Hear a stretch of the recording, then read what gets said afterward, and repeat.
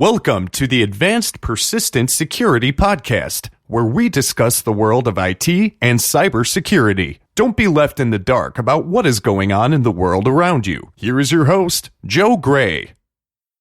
Hello and welcome to This Week in Security.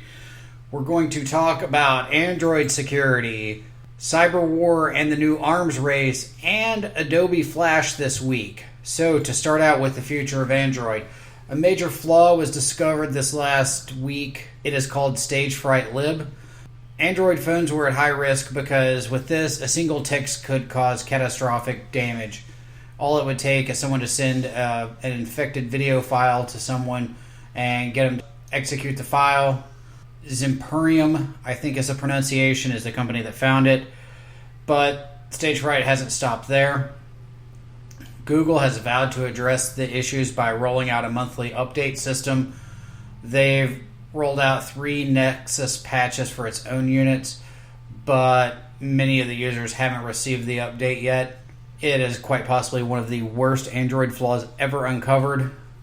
So with it, it doesn't seem to be as transparent as it should be. Getting the patches is not the hard part. It's making sure that they fix what they are supposed to fix and don't cause other problems. It's a step in the right direction, but they've got to do something else about it. I would recommend the following actions. Ensure your phone is always fully patched and up to date. You should disable automatic attachment text message downloading. If you download any media in a text message, ensure that you trust the system. Keep in mind that phones older than the Galaxy S4 are the most vulnerable. And you can also download a stage fright detector app from the Google Play Store. That is it on Android security. Sit tight, we're going to take a quick break, and when we come back, we will be discussing cyber war.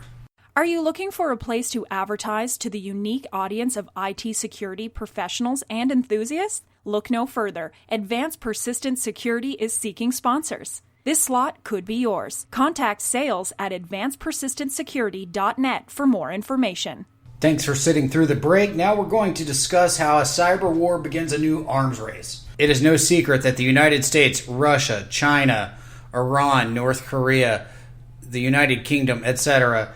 have cyber warfare units. The cyber arms race is just now starting to really pick up the pace. Someone I personally look up to, Bruce Schneier, which is the CTO of Resilient Systems, spoke at the Info Security Europe exhibition back in June.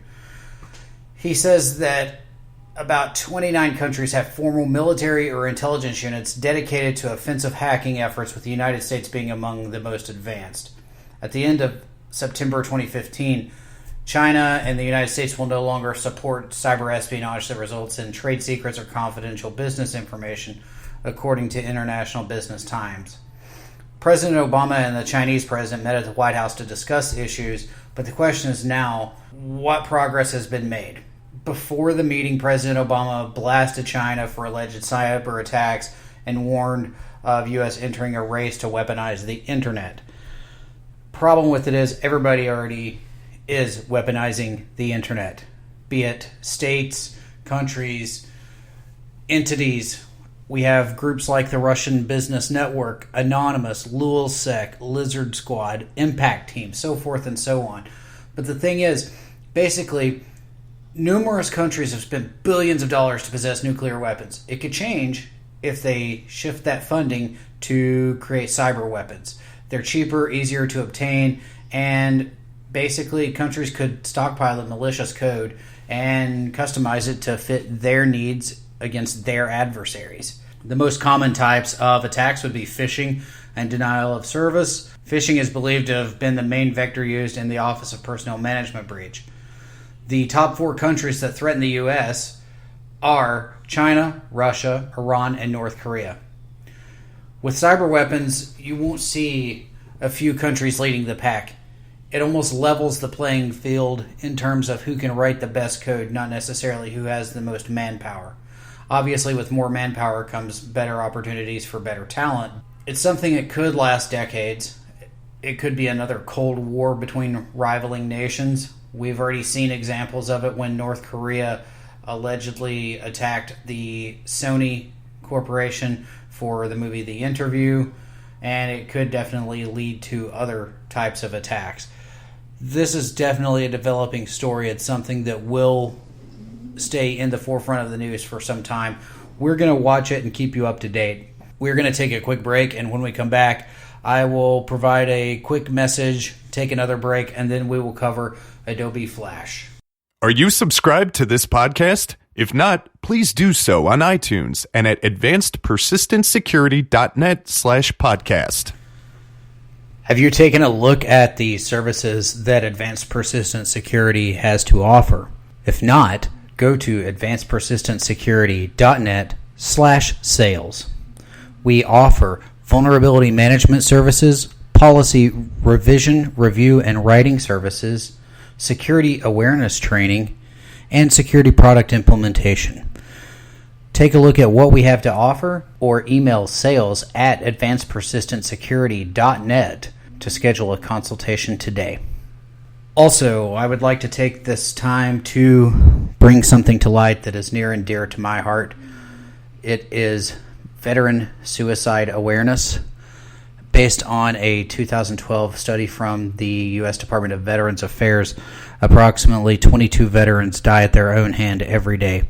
That is one approximately every 65 minutes.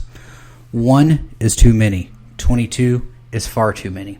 Please consider reaching out to any veteran friends you have or anything of the sort and make sure they are okay. There are plenty of organizations out there to raise awareness for this cause. I have personally taken part in one. I will provide details as time goes on, but you can initially follow the group on Facebook at facebook.com/IWillNotBe22. Don't forget to check out our blog at advancedpersistentsecurity.net/blog. Follow us on Twitter at ADVPersistentSEC. And follow us on Facebook at facebook.com/advancedpersistentsecurity. Thanks for sticking around through the final break. The final thing we're going to discuss is the latest Adobe Flash Bug. We were thinking it could spell death for Adobe Flash. A lot of organizations and people such as Facebook, Apple, Google, etc.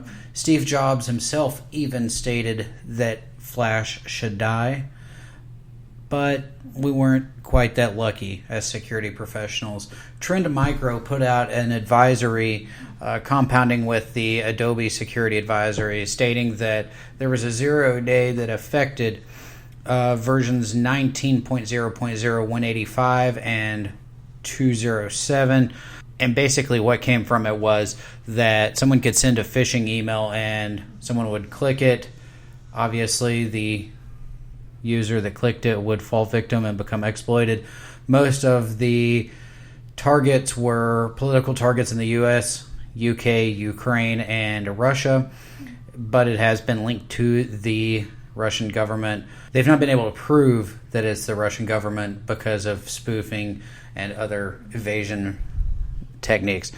It creates chaos within the tech community because that actually pushed everyone to update their Flash or remove it almost immediately.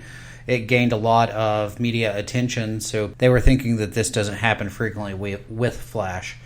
But there are several protocol software and coding changes that would have to occur to enable the true death.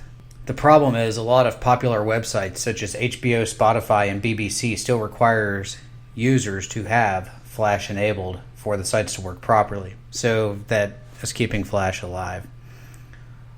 CNET had a statement that we agree with, saying that citing Flash's poor track record with security, some researchers recommend web users disable or remove the plugin altogether.